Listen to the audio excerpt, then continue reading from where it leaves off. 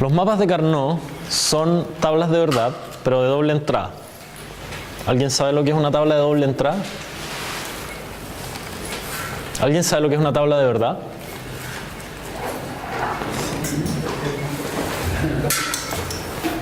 Las dobles entradas son las que tienen tanto en las filas como en las columnas de entrada, tienen uno donde la salida es uno y cero donde la salida es Ya, ok, perfecto. Eso es la respuesta de lo que es un mapa de Carnot.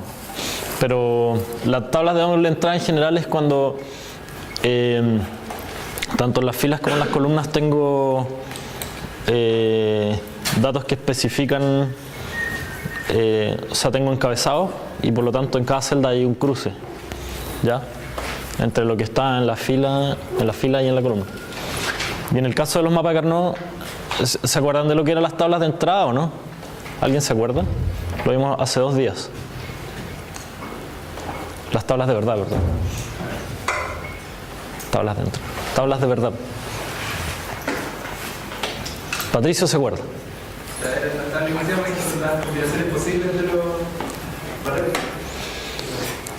Las combinaciones posibles para las entradas y los correspondientes valores de la salida. ¿Cierto? Ya.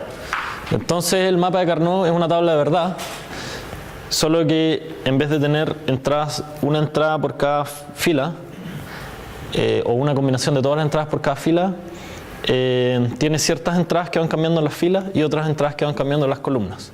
Por eso es de doble entrada. Entonces algunas variables cambian con las filas, el resto con las columnas. Solo trabajan con una salida, ¿ya?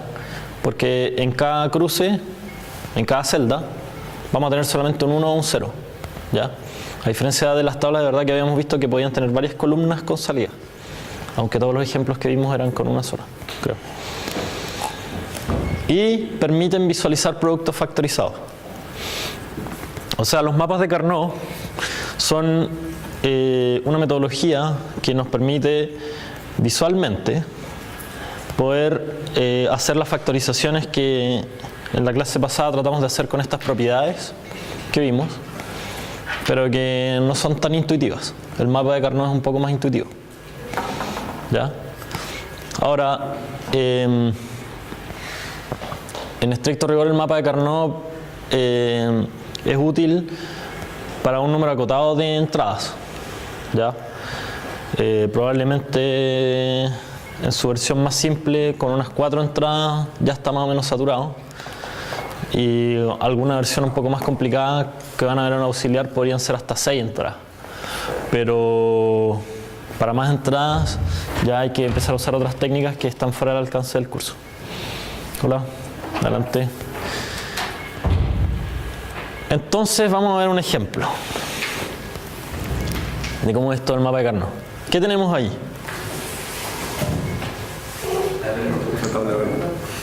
Manuel, ¿qué tenemos ahí, Manuel? Una tabla de verdad, muy bien. ¿Cómo la reconociste?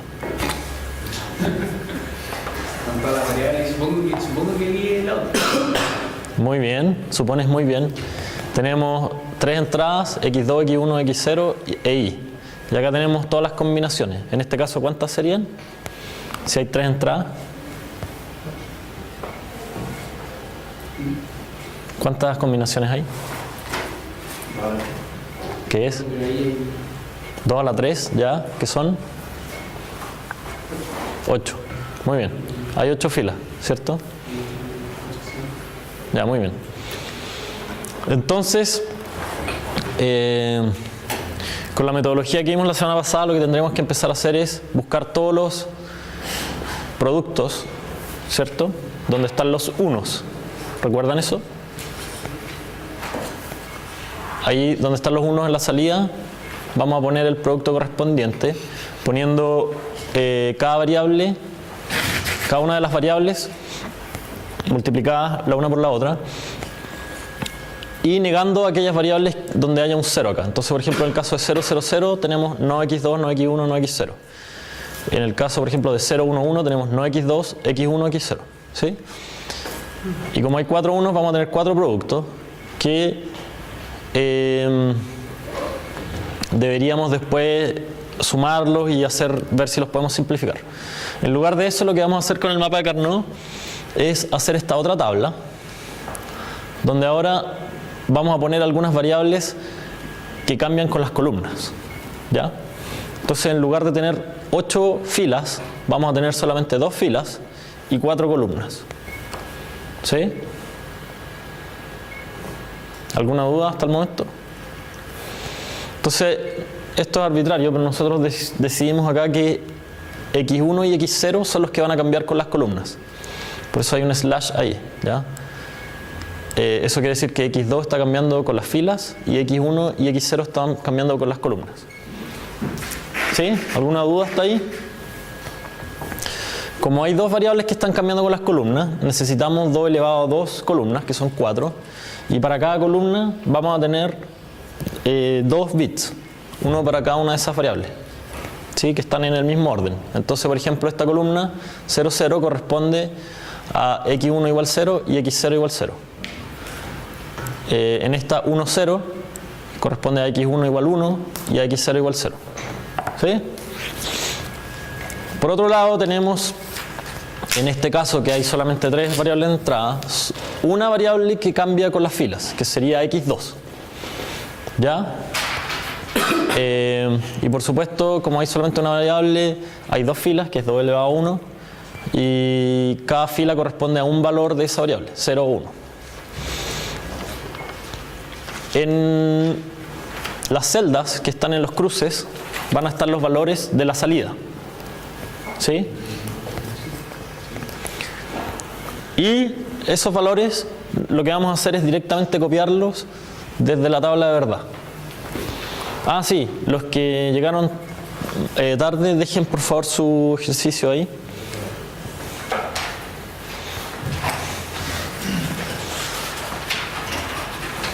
Entonces, vamos a ir viendo qué valores deberían ir ahí. Y vamos a ver si me puedo acordar de los nombres.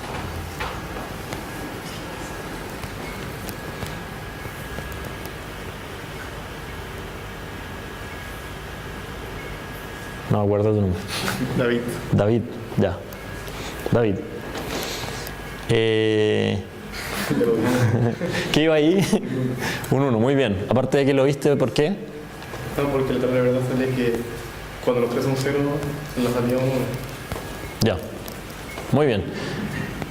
Que no se repita esto de estar mirando.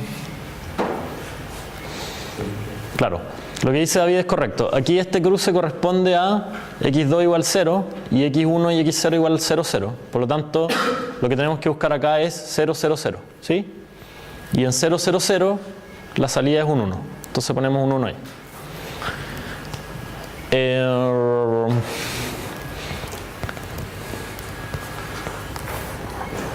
Matías. ¿Qué viene ahí? Sí. Primero, ¿cuáles son las entradas ahí? ¿Cuál es el... Si las leemos así, x2, x1, x0, ¿cuál sería el valor de las entradas? X2, x1, x0 sería 1, 0, 1. No. No. Ah, no, al revés. Ah, no, estoy. Ahí. Ah. 0, 0, 1. Ahí está que va. 0, 0, 1. Muy bien. ¿Y entonces cuál es la salida para 0, 0, 1? 1. Ahí está. 0, 0, 1, 1. Muy bien. Ching. Excelente. Francisca, ¿cuál es el valor de las entradas primero ahí? 0, 1, 1. 0, 1, 1. Muy bien. ¿Y cuál es el valor de la salida? 1. Ahí está. 0, 1, 1. La salida es 1. Excelente. Ivana, ¿cuál es el valor de las entradas aquí? 0, 1, 0. 0, 1, 0. Muy bien. 0, 1, 0. ¿Y cuál sería el valor de la salida? 0. Muy bien. Ahí está. 0, 1, 0, 0. Ching. Enzo, el hombre creativo de los dibujos. La entrada es 1, 0, 0 1, 0, 0, y la salida es 1. 1. Perfecto, ahí está. 1, 0, 0, 1. Ching. Stefan, ahí. 1, 0, 1, 0. 1, 0, o sea, 1, 0, 1. Ya, las entradas son 1, 0, 1 Ya salía 0. y la salida es 0. Perfecto, ahí está. Muy bien. Ronnie, La entrada es 1, 1, 1 ya. y la salida es 0. 1, 1, 1 y la salida es 0. Perfecto. Muy bien. Cristian, ¿se pronuncia tu nombre Cristian o Cristian? Cristian. Aquí. 0. ¿Las entradas cuáles serían? X2, 1, X1, 1 y X0, 0. Ya, ok. O sea, 1, 1, 0. Ya. ¿Y la salida? 0. 0. Muy bien. Ahí está. ¿Alguien le queda alguna duda respecto a esto? ¿No les llama nada la atención? El orden de las entradas. Ya, muy bien. Ahí estas entradas nos las pusimos en el mismo orden que las habíamos puesto en la tabla de acá. Acá habríamos puesto 0, 0, 0, 1, 1, 0 y 1, 1. Y ahora al tiro vamos a explicar eso. Pero es una buena observación.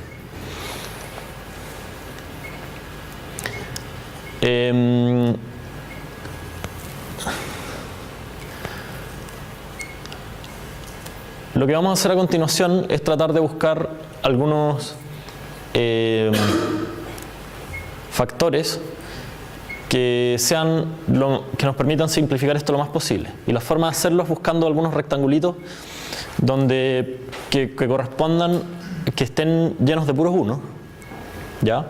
Y que correspondan a valores factorizados de variables. Por ejemplo, esos dos unos de ahí, si los juntamos, corresponden a tener fijo el x2 en 0, tener fijo el x0 en 1 y el x1 tiene valores tanto 0 como 1. Por lo tanto, podemos omitir aplicando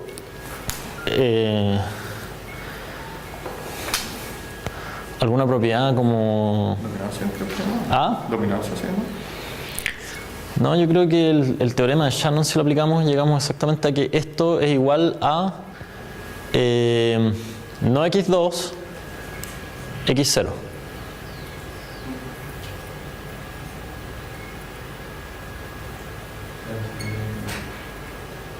¿Puede ser? A ver, verifiquémoslo, para no quedarnos con la duda. Nosotros dijimos que tenemos ahí no x2, no x1, x0, or no x2, x1, x0. ¿Sí?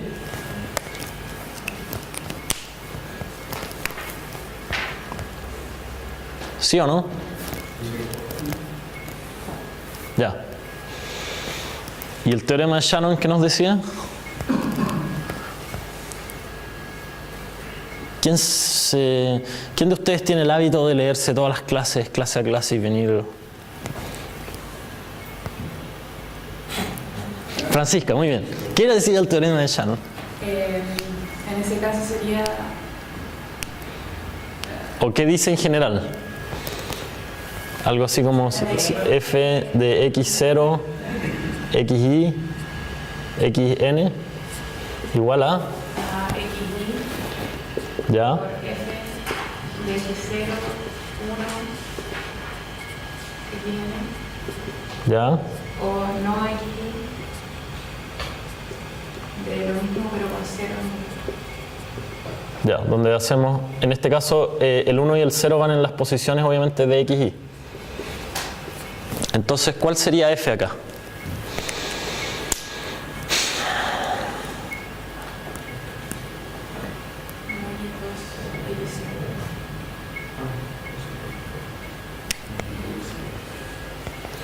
f sería x2, x0. Pero f de x0, x1, x2 es igual a no x2, x0. ¿Y xy cuál sería? x1. Ya, entonces si hacemos esas dos cosas, reemplazando aquí, nos queda que a este lado, esto es x1 por no x2, x0, y a este lado nos queda no x1 por no x2, x0. Y eso es exactamente esto, ¿o no? ¿Sí? ¿O no?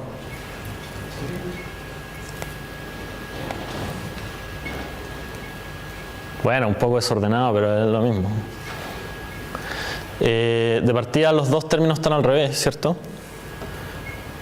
Y además dentro de cada factor el x2 está al medio y acá está al principio.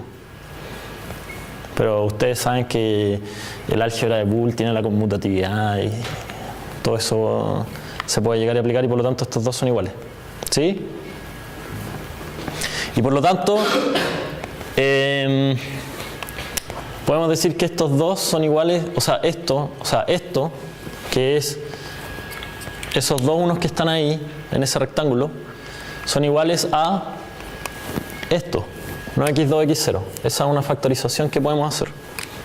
¿Sí? ¿Alguna duda respecto a eso?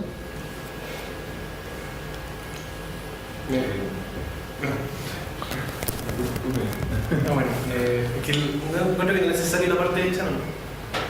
No, pues si la parte de Shannon era para que nosotros nos quedáramos tranquilos teóricamente respecto a decir que esos dos términos se pueden factorizar en este puro término. ¿Sí? Pero uno no, cuando está haciendo en general usando el mapa de Carnot, no usa cada vez el teorema de Shannon. Simplemente lo que vamos a hacer es decir, vamos a ver en cada rectángulo cuáles son las variables que están fijas y esas las vamos a conservar y las que cambian las vamos a eliminar. Entonces aquí las que están fijas son x2 que está negado y x0 que está afirmado y la que cambia es x1, entonces x1 muere y queda no x2, x0, que es lo que quedó ahí, ¿sí?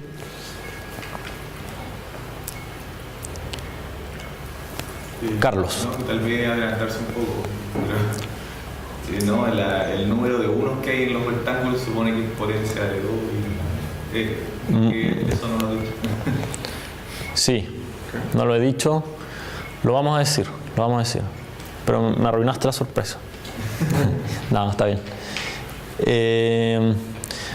No cualquier rectángulo sirve para hacer esta magia. Y no tampoco cualquier orden de las variables. Un poco con eso está relacionado el orden que le dimos aquí a las variables, ¿ya? Pero todo eso lo vamos a ir explicando paso a paso. ¿Hasta acá hay alguna duda? Sí, a mí no me quedó tan claro cómo sale de eso la expresión. ¿Cómo sale de qué cosa? De la tabla. Porque ya está el x2 y el x0 están fijos. ¿Y de dónde saco que el x2 va negado? Porque tienen que ser los mismos. No, porque en esta fila, donde está el rectángulo contenido completo, x2 vale 0. Entonces ahí está negado. Si fuera en la fila de abajo, hola, sería x2 afirmado. ¿Sí? Siempre, al igual que en la tabla de verdad, cuando la variable tiene valor 0, va negada. Y cuando tiene valor 1, va en positivo. ¿Sí? Buena pregunta. ¿Alguna otra pregunta? ¿Todos entendieron eso? ¿Por qué cuándo se niegan las variables y cuándo van en positivo? ¿O alguien todavía tiene una duda con respecto a eso? ¿No? Ya. Siguiendo esta misma metodología. Bueno, ojo, cada uno de estos, por la forma en que lo construimos, corresponde a un 1 de acá. Por lo tanto, los factores o los términos que nosotros logramos agrupar aquí corresponden a algunos de estos términos de acá. ¿Cierto? De hecho, aquí tenemos no x2, no x1, x0, que sería ese. Y tenemos no x2, x1, x0, que sería ese. ¿Sí? Esos dos logramos ya agruparlos en un puro término.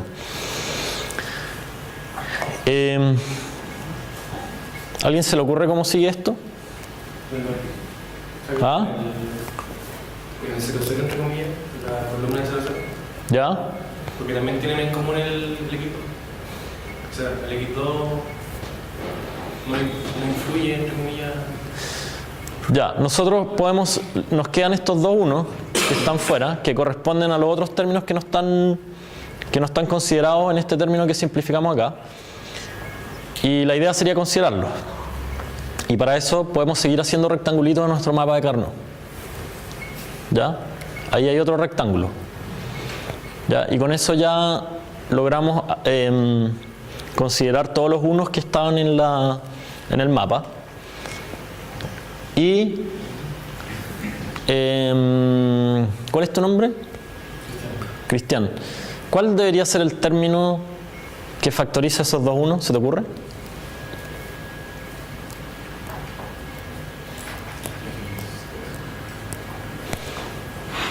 X2 no debería ir porque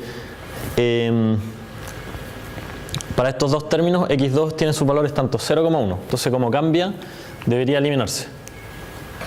¿Cuál es tu nombre? Jonathan. ¿Se te ocurre cuál debería ser el término que debería ir ahí?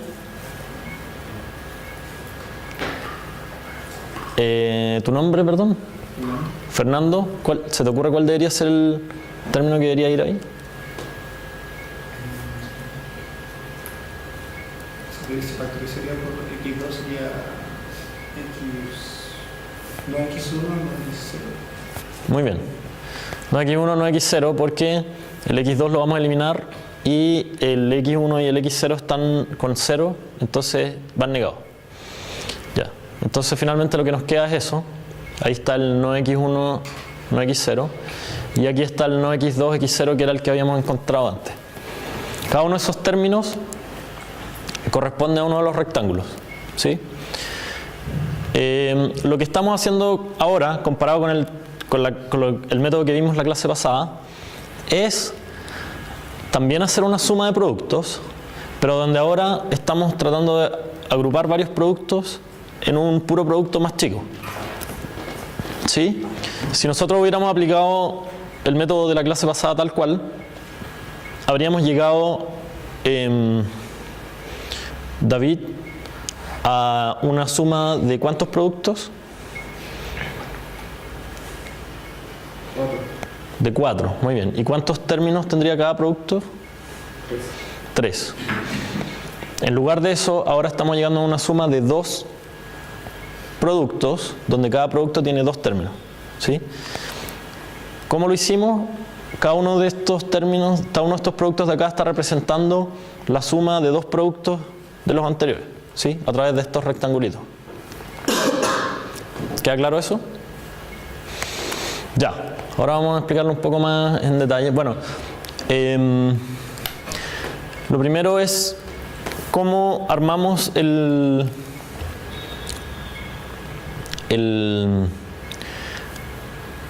mapa más en detalle, en términos de, por ejemplo, cómo es este orden que tienen los números. Y también cómo podemos ir haciendo los rectángulos. ¿Cuáles son los rectángulos permitidos? Entonces lo primero es que el orden de los números que van en tanto las filas como en las columnas no es al igual que las tablas de verdad el orden binario, sino que es un orden que se llama gray code. ¿Ya? El gray code, su característica principal es que a medida que voy avanzando entre un número y otro solamente cambia un bit, ¿Ya? Entonces, entre 0, 0 y 0, 1 cambia el primer bit, ¿cierto? El menos significativo. Pero después, entre 0, 1 y 1, 0, que sería el número siguiente que vendría en binario, van a cambiar 2 bits. ¿Sí? El primero, el menos significativo y el más significativo. En cambio, en el Gray Code solamente cambio el más significativo y me quedo con el menos significativo igual. ¿Sí? Entonces paso de 0, 1 a 1, 1. Aquí es donde está la gran diferencia. Y después cambio de nuevo el menos significativo. Entonces vuelvo a 1, 0.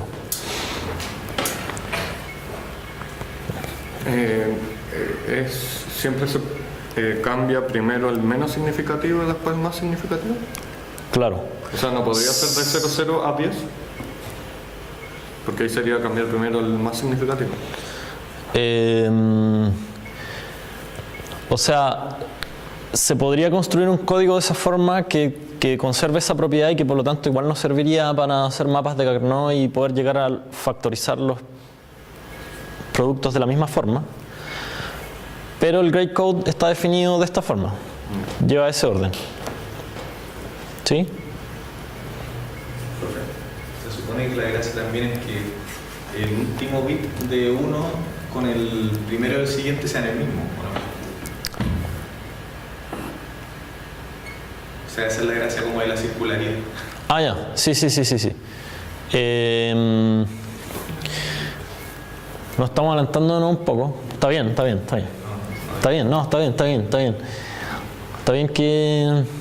que hagas las observaciones que tengas. Eso explica como lo que preguntaba. Ah, no, pero en ese caso, si hiciéramos lo que dice Enzo, también se cumpliría eso. Al tiro lo vamos a verificar, pero... a ver, lo que está diciendo Carlos, que tiene toda la razón, es que no tan solo van cambiando los bits uno a uno aquí, sino dado que tenemos una potencia de 2 y escribimos todas las posibles combinaciones con 2 bits, el último número que tenemos acá, con respecto al primero, también cambian en solamente un bit. ¿Ya? Lo cual tampoco se produce con los binarios en el orden normal. Este sería el orden normal. Entonces aquí tenemos cambio de 2 bits. ¿Ya? Y también entre este y este también hay 2 bits de diferencia. Mientras que con el Gray Code siempre vamos cambiando de a un bit, y además si volvemos del último al primero también cambia un bit. ¿Ya? Ahora, la circularidad, esta propiedad nos permite además poder hacer rectángulos que se dan vuelta de un lado hacia el otro, ¿ya? Circulares, así como algunos juegos de video como el Pac-Man 3.4, donde si yo me metía por un pasadizo hacia el borde de la pantalla, aparecía por el otro lado de la pantalla.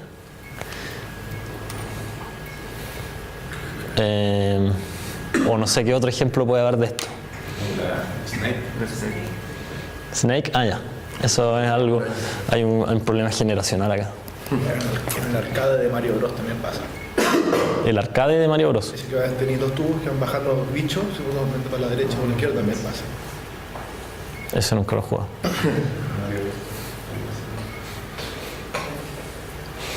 Bueno, producto de esta circularidad, en realidad el mapa se puede ver como, si quieren verlo así, se podría dibujar como un toroide. Porque es circular para los lados, pero también para arriba y para abajo.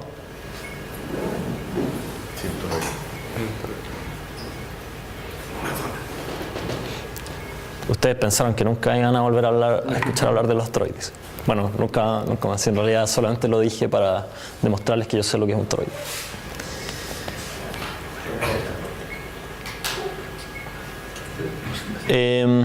¿Alguien tiene alguna duda respecto a qué significa esto de la circularidad? Bueno, el tema es que aquí tenemos estos dos unos y si nosotros no aplicáramos la circularidad o no tuviéramos esa propiedad tendríamos que no podríamos factorizarlo, ¿cierto? Pero dado que tenemos la circularidad podemos juntar esos dos y por lo tanto llegamos a esta expresión más chiquitita. Pero aún siguiendo esa ley y la circularidad, uno podría preguntar a la columna del 0,1 con el 1,0, ¿no? Se cumple con el breakcode y que haría los dos unos en la primera y la segunda columna. Claro, claro. Sí. Eso es lo que estaba diciendo, pero que en realidad no lo terminé de explicar respecto a la pregunta de Enzo. Y es que uno podría definir otro código, o en general quizás varios otros, que cumplan también con esta propiedad, ¿ya? Y que también servirían para hacer el mapa, pero no es el Gradecode. Ya, el Gradecode está definido así. Y es como la forma estándar de hacerlo. O sea, si ustedes quieren hacer un mapa de Carnot y no se acuerdan cómo era el Gradecode, pero se acuerdan que tiene que cumplir con esas propiedades y lo que les interesa es llegar al resultado, pueden hacerlo de cualquier forma. Ahora, o sea, pueden hacerlo con podrían permutar esos dos, por ejemplo, ¿sí? Respetando que vayan cambiando de uno y que sean circulares y todo. Pero el Gradecode, que es lo que se usa como en forma estándar, es ese. ¿Sí, Paulo? ¿Podría ser el ejemplo del Gradecode para 3 objetos? O sea, para 3 dígitos. Por supuesto, para allá vamos. Estamos trabajando para usted. Pero generalmente se ocuparía, ¿no? Para algún tipo de tabla, o sea, para algún ejercicio. En verdad deja de ser un poco práctico.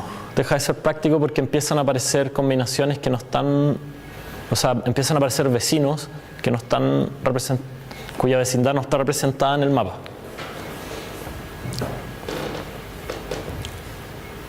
Vamos a verlo al tiro. Pero con vecinos me refiero a números, a pares de números entre los cuales solamente cambia un bit y que por lo tanto se podrían agrupar en un rectángulo. Uno querría poder agruparlo. Pero resulta que en este esquema yo solamente puedo tener dos vecinos, ¿cierto? La columna de la izquierda y la columna de la derecha, o la fila de arriba y la fila de abajo. ¿Sí? Por lo tanto, si tengo más de 3 bits, ya no puedo tener todos los vecinos que necesito. Más de 2 bits, perdón. 2 bits es lo máximo. Porque tengo un vecino por bit, que sería, si cambio este bit, este es mi vecino. Si cambio este otro bit, este es otro vecino. Y si cambio este otro bit, otro vecino. Por eso es que los mapas así bidimensionales están limitados a 4 variables, para que puedan funcionar bien. ¿Me explico? Si no, tendría que pegarme como saltos para poder factorizar. Lo voy a ejemplificar al tiro. Déjame explicar primero cómo se construye el Gradecode para más variables, para más bits, y después ahí vamos a ver al tiro por qué ocurre lo que estoy diciendo. Necesito verla ahora.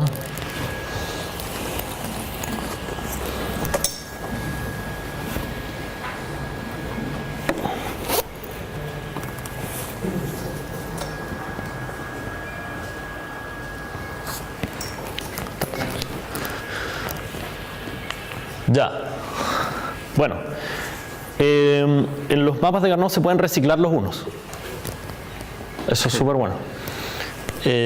O sea, si yo ya usé un 1 en un rectángulo, después puedo volver a usarlo en otro rectángulo. Y en general hay que tratar de hacerlo. Porque lo que queremos es tratar de hacer los rectángulos lo más grande posible. ¿Por qué queremos hacer los rectángulos lo más grande posible? Ocupan la mayor cantidad de variables. ¿Cómo? Factorizar la mayor cantidad de variables. Claro.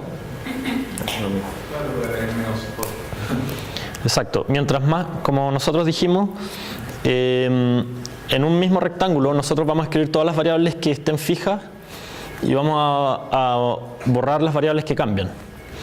Mientras más grande el rectángulo, más cambios de variables está considerando y por lo tanto más variables está eliminando. ¿Sí? En particular, un rectángulo de 1 por 1 están todas las variables fijas y por lo tanto es el término completo, el producto completo con todas las variables de entrada. Si ya contiene tiene dos celdas, estamos eliminando una variable. Si tiene 4 celdas, estamos eliminando 2 variables, y así sucesivamente. Profe, podemos hacer cuadrado. Claro. Para expandir tanto para abajo como hacia la izquierda. Claro. Al tiro lo vamos a ver. Entonces, por ejemplo, ahí tenemos estamos usando la circularidad, ¿cierto? Usamos ese rectángulo. ¿Y cuál sería el rectángulo más conveniente hacer a continuación? La primera columna completa, ¿cierto? Y ahí estamos reciclando ese 1. Entonces ese 1 está siendo usado por 2 rectángulos, pero eso no importa, es posible. ¿Por qué no nos importa usarlo 2 veces?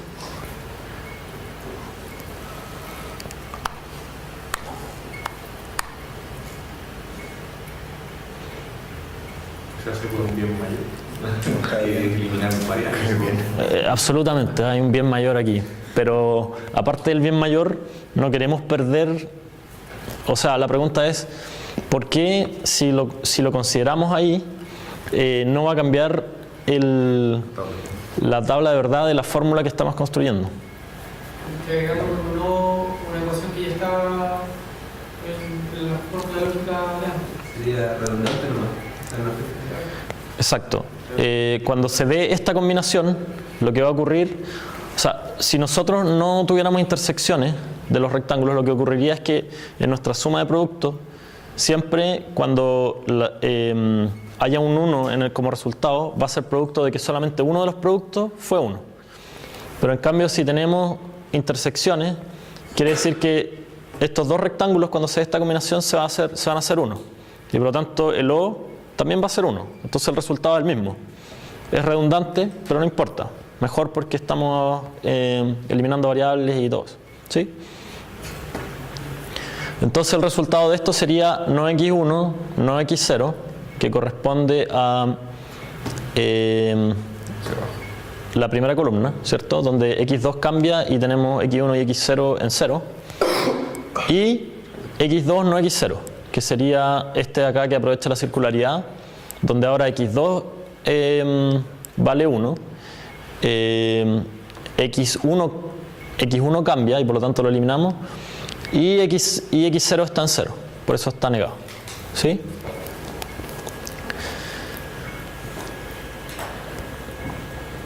¿Alguna duda hasta acá? Ya. Podemos hacer bloques que tengan mayor tamaño, y si tenemos 2 elevado a n celdas, se eliminan n variables, que es algo que acabamos de decir. ¿Sí? Bueno, el tamaño de... No sé si eso ya lo dijimos. A ver. No. Es importante que los largos de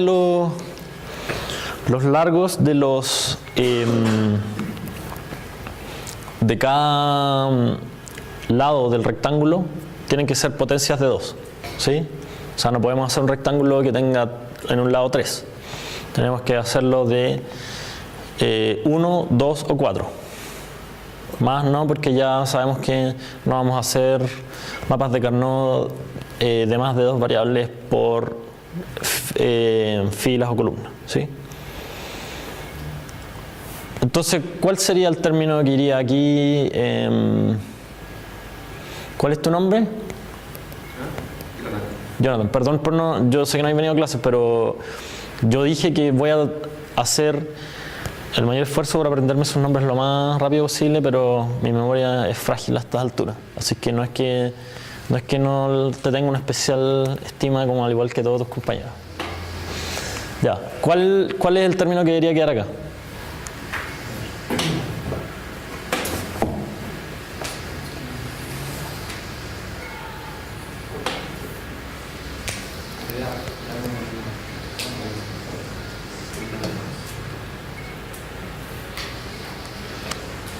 ¿Hay alguna variable que cambie en ese rectángulo?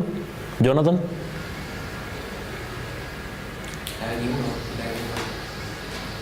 X1 y X2, muy bien.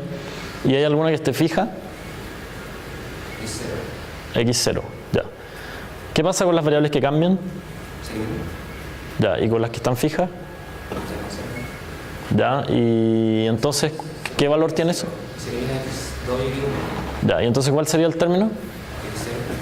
X0. X0. ¿Negado o sin negar? No se nada. ¿Por qué? Está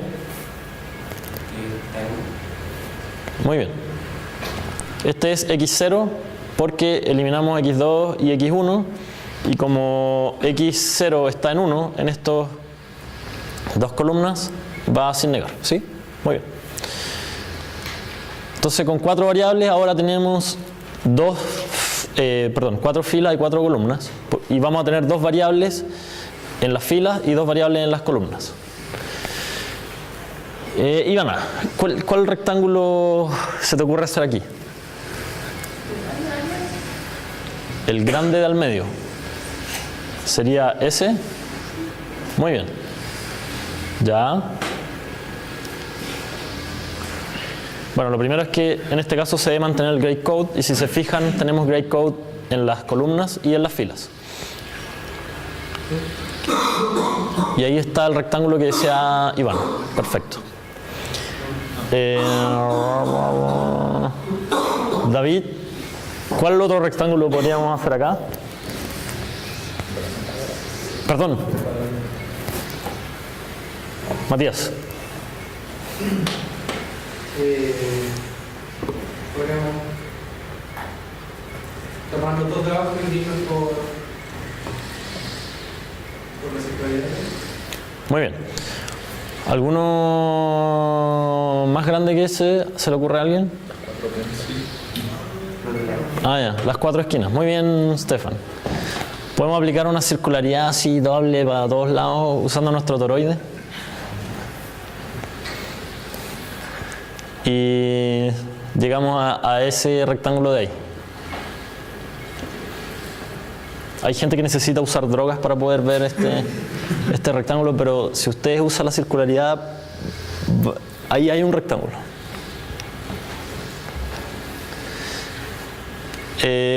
¿Hay que hacer algún otro rectángulo? Ah, ahí hay un 1, muy bien. ¿Y entonces qué hacemos con ese? ¿No hay que mezclarlo con el de la izquierda? ¿Cómo?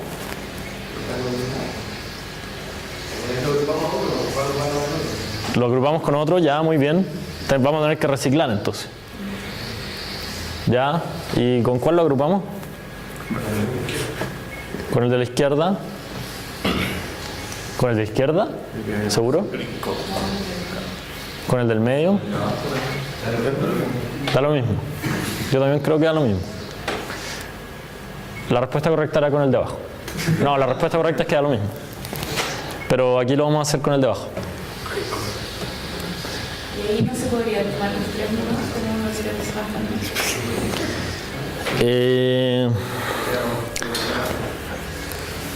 No, porque nosotros dijimos que los lados del mapa tienen que tener largo potencia de 2. ¿Ya? Ahora, en estricto rigor,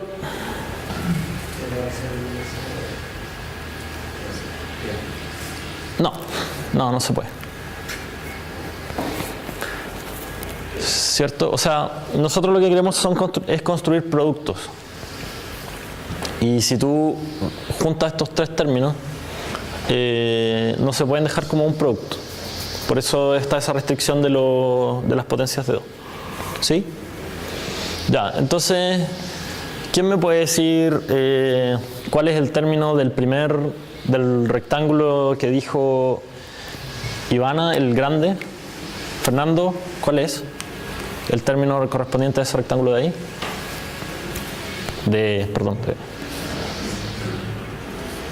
Ahí.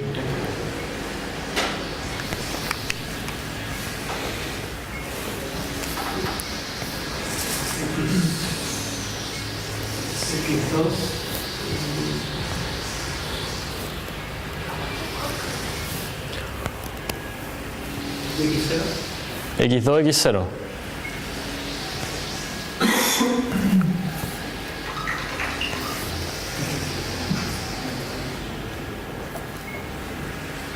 ¿Alguien está comprobando lo del Pac-Man? x2, x0. Sí, muy bien. x2, x0, porque aquí tenemos que x2 vale 1, x0 vale 1 y los otros dos cambian. Cristian, ¿cuál sería el término que está en el rectángulo doblemente circular de las puntas?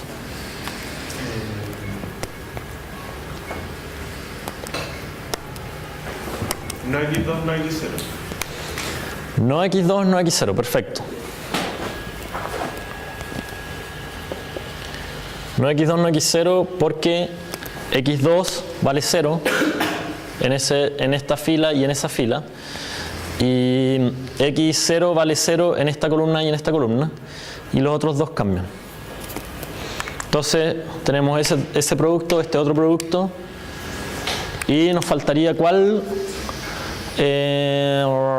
Patricio.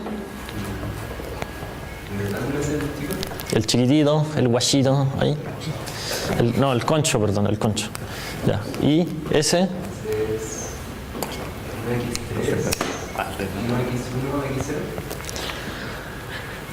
No x3, no x1, x0. Excelente. Aquí x3 en estas dos filas vale siempre 0, x2 cambia y x1, x0 está fijo, que sería 0, 1, o sea, no x1, x0. ¿Sí? Entonces tenemos no x3, no x1, x0. Veamos qué dice nuestro productor del programa.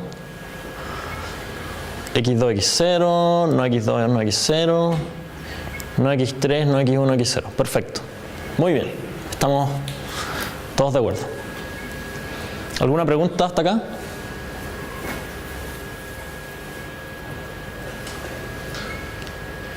David, ¿me puedes explicar muy brevemente para qué hemos ganado en esta clase aprendiendo los mapas de Carnot con respecto a lo que teníamos en la clase pasada?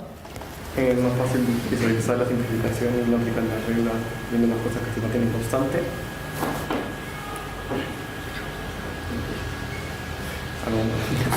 Encontramos un uso útil de un toroide. Ya, muy bien. Nuestro algoritmo es más eficiente. ¿Ah? Nuestro algoritmo es más eficiente. Nuestro algoritmo es más eficiente, ya. Yo creo que además estamos llegando, bueno, yo creo que visualmente esto es más fácil que usar las reglas de simplificación que teníamos, ¿sí?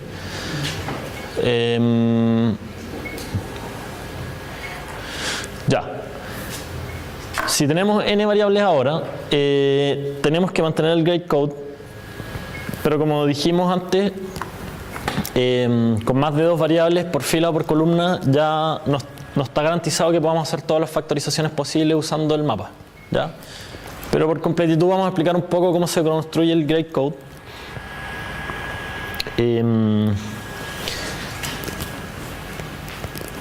Lo podemos construir recursivamente. Entonces, para un bit, el grade code es exactamente igual que el código en binario. O sea, es 0, 1. ¿Sí?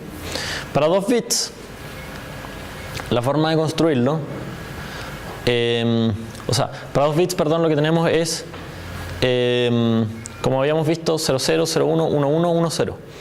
Ahora, ¿cuál es la regla para construir para n bits? Dado que tenemos el grade code para n-1 bits, esta de acá. Lo que hacemos es,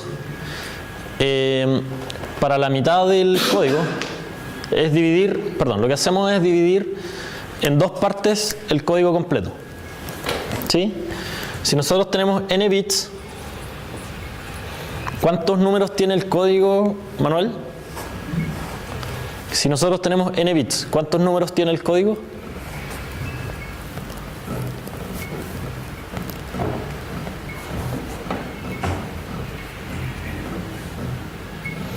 ¿Cuántos números me refiero? ¿Cuántos números de n bits? El código completo. 2 a la n, muy bien. Entonces, si tenemos n bits, vamos a tener 2 a la n números, y lo que vamos a hacer es dividirlo en 2 partes de 2 elevado a n menos 1. En la primera parte vamos a hacer que el primer bit siempre valga 0 y en el resto de los bits vamos a copiar textual lo que había en el código de un bit menos. ¿Sí? Como en un bit menos era n-1, vamos a tener 2 elevado a n-1 números, por lo tanto vamos en el mismo orden poniendo aquí los que correspondan. ¿Sí? Y en la segunda parte, el primer bit va a ser 1 y también vamos a copiar el código de n-1 bits, pero ahora reflejado en el orden inverso. O sea, acá vamos a poner el último número, acá el penúltimo, y así hasta que al final vamos a poner el primero. ¿Se entiende? Entonces, por ejemplo, verifiquemos que eso es lo que ocurre al pasar de 1 a 2 bits. En azul están el 0 y el 1, que es el primer bit, que dijimos que en la primera mitad tenía que ser 0 y en la segunda mitad tenía que ser 1. Entonces, aquí la primera mitad son esos dos primeros números que tienen el primer bit en un 0 y la segunda mitad son estos dos números que tienen en el primer bit un 1. ¿Sí? Y en el resto de los bits, que en este caso es 1, están los números verdes en la primera mitad, que sería replicar este código de arriba en el mismo orden, o sea, ahí está el 0 y ahí está el 1. Y en el caso de la segunda mitad están en rojo, que son estos mismos números de acá, pero invertidos. Entonces está el 1 y el 0. ¿Ya? Y de esa forma nos quedamos con el 00011110. ¿Sí? Para 3 bits hacemos el mismo procedimiento, entonces tomamos, para la primera mitad ponemos el primer bit en 0 y para la segunda mitad el primer bit en 1 y luego para los bits restantes copiamos en la primera mitad estos números de acá en el mismo orden, entonces sería 00, 01, 11, 10 y en la segunda mitad estos números de acá pero en el orden inverso, 10, 11, 01, 00. ¿Sí? ¿Quién me puede explicar por qué el seguir esta regla mantiene la propiedad fundamental que le pedimos al Gradecode? ¿O cuál es esa propiedad que le pedimos al Gradecode fundamental? Que cuando voy avanzando de un número al siguiente siempre cambio en un bit y además que el último cambie solamente un bit con respecto al primero, o sea que también tiene esta circularidad. Ya. ¿Por qué si yo aplico esta forma, Matías, se te ocurre por qué si aplico esta forma estoy garantizando que siempre cambia solamente un bit? Porque el código anterior cambiaba en uno solo. Ya. La primera mitad tengo un 0, entonces va a cambiar solo el 1 que era el del anterior. Y la segunda mitad lo mismo, como tienes un 1 fijo, va a cambiar solo y el primero con el último, como tienen el mismo sufijo, por así decirlo, cambia solo el primero tiene 0 y el último tiene 1. Y los dos del medio también. Y los dos del medio también, perfecto. ¿Ya todos entendieron? Lo que dijo Matías es que dentro de la primera mitad el 0 está fijo, por lo tanto lo único que podría cambiar son los otros bits y ahí tenemos la garantía del código anterior de un bit menos de que está cambiando solamente un bit, ¿cierto? Lo mismo ocurre acá, para la segunda mitad. Dentro de la segunda mitad, como el 1 está fijo, tenemos la garantía dado el código anterior que solamente está cambiando un bit. Y entonces lo único que nos queda verificar es dónde están las transiciones, que sería el medio y entre el primero y el último, pero resulta que como los escribimos al revés, reflejados, si bien el primer bit cambia acá, al reflejar acá el orden, vamos a tener que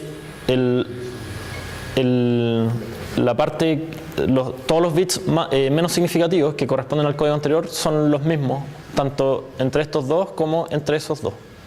¿Sí? En este caso es el primero y en este caso es el último. Y por lo tanto siempre cambia solamente un bit. Ya.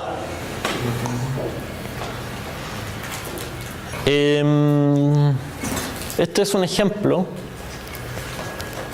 Qué raro. Ups.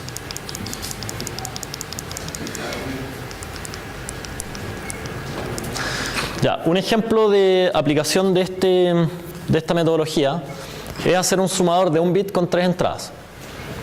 Entonces, este es un circuito combinacional que tiene 3 entradas, X0, X1 y X2, y queremos obtener 2 salidas que son el resultado de la suma, R, y un carry, que sería C. ¿Sí? Entonces, no entendí qué. ¿Qué no sale? ¿Ah? ¿Es como el resto? No, R es el resultado. ¿Ah? El carry es lo que acarreo, es lo que llevo para el dígito siguiente. Así, por ejemplo, si sumo 1, 1, 0, ¿cuánto es eso? Carry. 0 con carry. Es suma binaria. Claro, el resultado es 0 y llevo 1.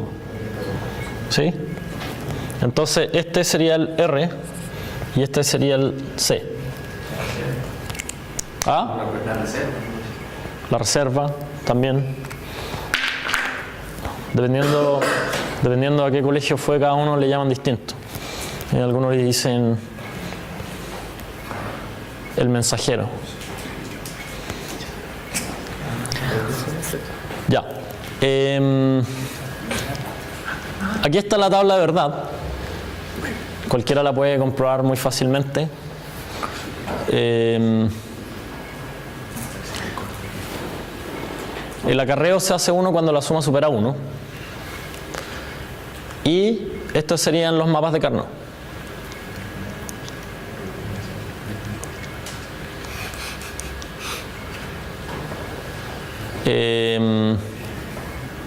Bueno, aquí en este mapa de acá no se puede lograr ninguna simplificación.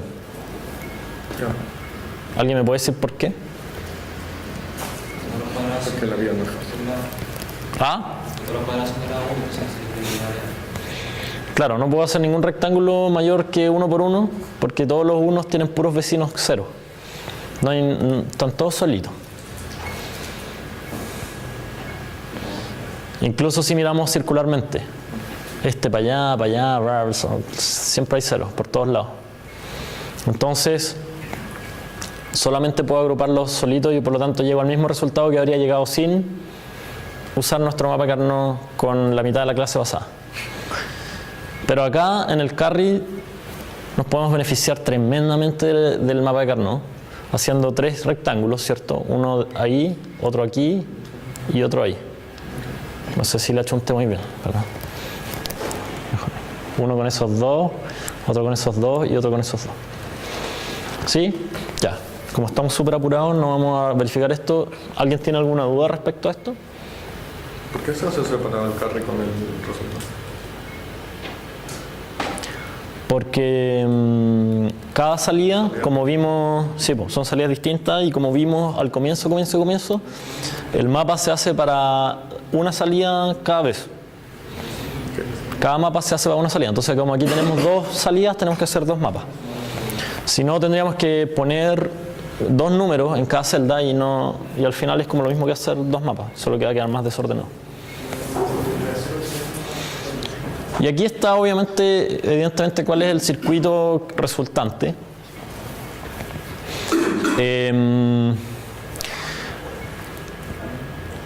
Cuando nosotros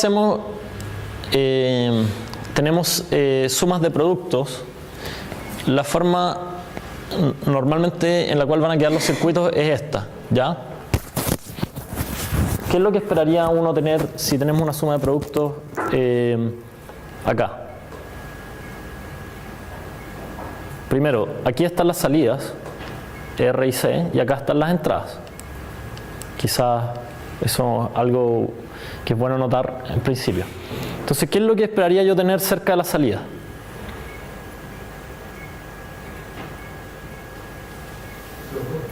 Los OR. O en palabras de Enzo, las puntas de flecha. Porque son los operadores que tienen menor presencia acá. ¿Sí? Ahora, en las entradas de los OR, ¿qué es lo que voy a tener? Los AND, ¿cierto? Los AND que me van a producir cada uno de los productos.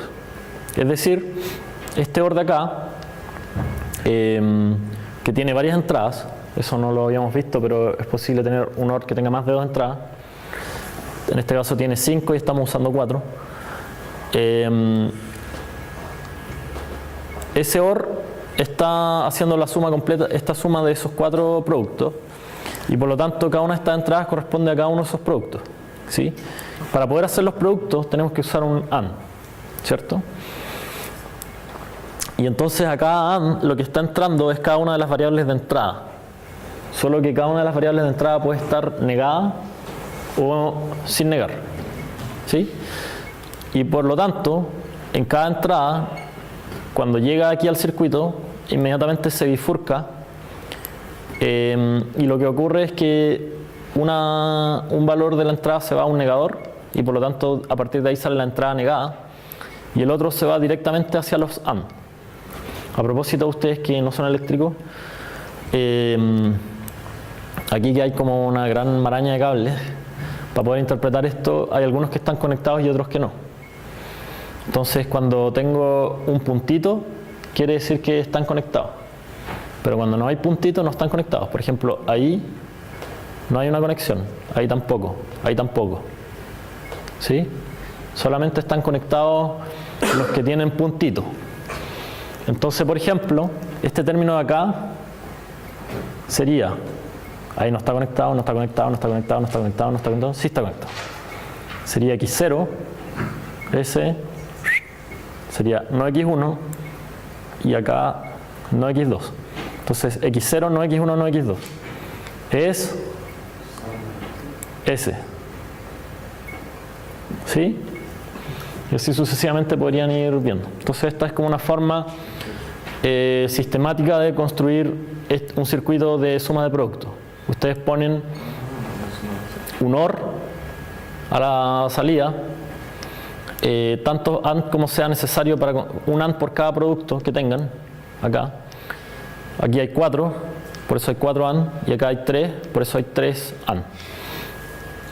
Y por otro lado ponen las entradas bifurcándose, y una de las bifurcaciones va hacia un negador, ¿sí? Hacen esta red y finalmente conectan solamente los que corresponden para producir cada uno de los productos. ¿Se entiende? Ya, si ahora tenemos un sumador que tiene 2 entradas de 4 bits, por lo tanto tiene 8 entradas, ¿ya? Que serían estos de acá. Este barra de acá no significa que estén negados, es otra entrada, ¿no? Y por lo tanto tiene 4 resultados y un bit, o sea, hay un bit de carry, perdón. Sería como sumar, aquí está sumando 2 números binarios de 4 bits, ¿ya? Por lo tanto el resultado tiene 4 bits más un carry, ¿sí? La tabla de verdad va a tener 2 elevado a 8, que son 256 filas. Así es que nos demoraríamos mucho hacerlo, incluso si lo hacemos en un equipo de 3 personas. Y en realidad no es tan complicado, entonces mejor, en vez de hacer todo el procedimiento que hemos hecho hasta ahora, se puede hacer en forma modular. Y para eso podemos tomar 4 de los sumadores que habíamos hecho de 3 bits y conectarlo uno con el otro, ¿sí? Entonces en el primer bit sumamos X0 con X0 del segundo número y ponemos un 0 a la tercera entrada, y la salida va a ir al resultado 0, y el carry lo vamos a meter como la tercera entrada del segundo sumador. Este es como el algoritmo de colegio para sumar. Vamos bit a bit y vamos, lo que llevamos, el carry se lo pasamos al siguiente, ¿sí? Ahora, después vamos a hablar harto de diseño modular. Esto es solamente un ejemplo para que tengan eso en mente, hacia dónde vamos, ¿ya? Y finalmente el carry del último se va al carry de toda la suma. Ahora, lo último de la clase son las funciones incompletamente especificadas. A veces, para alguna de las combinaciones de entrada, la variable de salida no importa cuál es su valor, ¿ya? Solamente hay algunas combinaciones de entradas para las cuales nos importa el valor de la salida, ¿ya? Entonces, en esos casos, lo que hacemos es marcar la salida en esos casos con una X, ¿ya? En vez de un 0 o un 1 lo marcamos con una X. Por ejemplo, en este mapa, si se fijan, están además con un color para que se vean especialmente. Y lo que quiere decir eso es que, por ejemplo, esta X me está diciendo que cuando tengo la entrada 0, 1, 0, 1, no me importa la salida. O sea, si arroja un 0 está bien y si arroja un 1 también está bien. Porque lo que me interesa de este circuito es que en todos estos valores que están especificados acá tenga esas salidas específicas. ¿Se entiende? Eso es bastante común. Bueno, no sé qué tan común, pero ocurre. ¿Ya? Eso quiere decir que en general las entradas pues o bien nunca deberían tomar esos valores, o bien cuando los toman no me importa lo que salga. Porque a lo mejor la salida no se va a considerar o da lo mismo cualquiera de los dos. ¿Sí? Entonces, en esos casos, ¿qué creen ustedes que uno podría hacer? Mucho uno. Hacer rectángulos más grandes que consideran las X. Ya, esa es una cosa. A propósito, a estos X se les llama también don't care, que en inglés significa no me importa, no estoy ni ahí. Entonces, podemos tomar la salida que minimiza el circuito. Eso quiere decir que podemos hacer rectángulos más grandes y por lo tanto las X pueden valer como 1. O también podemos a veces no hacer rectángulos si solamente nos quedan X. Y en ese caso tomar como si las X fueran 0. Entonces en este caso, ¿cuál sería el primer rectángulo que haríamos? Las dos columnas de la derecha. Las dos columnas de la derecha, muy bien. ¿Y cuál sería otro rectángulo que haríamos? Las dos filas de abajo, muy bien. Entonces sería ese. Ups. Ya está este de las dos columnas. Y hay uno que es el supertoroide, que serían las 4 esquinas. Ya, si no me equivoco está ahí. ¿Y qué más? Nada más. Porque esta X de acá la podemos asumir que es un 0 y ahí nos ahorramos un rectángulo, un término. ¿Sí? Por lo tanto, lo que queda es esto. No X2, no X0, que sería el de las esquinas, ¿cierto? Donde X2 y X0 valen 0. X3, que sería este gran rectángulo de acá, ¿cierto? Donde X3 vale 1 y todo el resto cambia. Y X1, que sería todo este rectángulo de acá. Bueno, cada X obviamente puede quedar dentro o fuera de acuerdo a cómo nos convenga. Por ejemplo, esa X de ahí quedó fuera, esa quedó dentro. Lo cual quiere decir que las que queden fuera en el circuito que diseñemos van a valer 0 y las que queden dentro van a valer 1, pero como no importa, no nos importa. Lo que importa es hacer el circuito mínimo posible que cumpla con las especificaciones que sí tenemos, que son los 1 y 0 que están en el mapa.